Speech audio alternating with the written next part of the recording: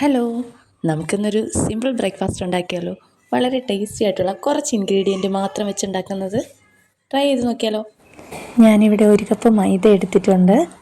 ആ മൈദയിലേക്ക് ഞാൻ baking soda ഒരു പിഞ്ച് ഇടുന്നുണ്ട്.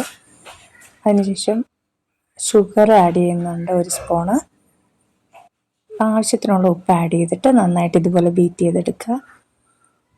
പിന്നെ 2 മുട്ട എടുത്തിട്ട് അതും ആവശ്യത്തിന് ഉപ്പിട്ട് നന്നായിട്ടൊന്ന് ബീറ്റ് ചെയ്ത് വെച്ചിട്ടുണ്ട്. ഇനി ഞാൻ അതിലേക്ക് മിക്സ് ചെയ്തു. നന്നായിട്ട് ഒന്ന് ഇളക്കി കൊടുക്കണം. നന്നായിട്ട് ആ മാവും നമ്മൾ ബീറ്റ് ചെയ്തെടുത്ത ആ മുട്ടയും കൂടെ നന്നായിട്ടൊന്ന് മിക്സ് ചെയ്തെടുക്കുമ്പോൾ കട്ടയൊക്കെ നന്നായിട്ട് ഉടച്ചെടുക്കണം കേട്ടോ. നേരത്തെ തന്നെ ഇത് ഇങ്ങനെ നല്ല രീതിയിലൊരു ബാറ്റർ കിട്ടും.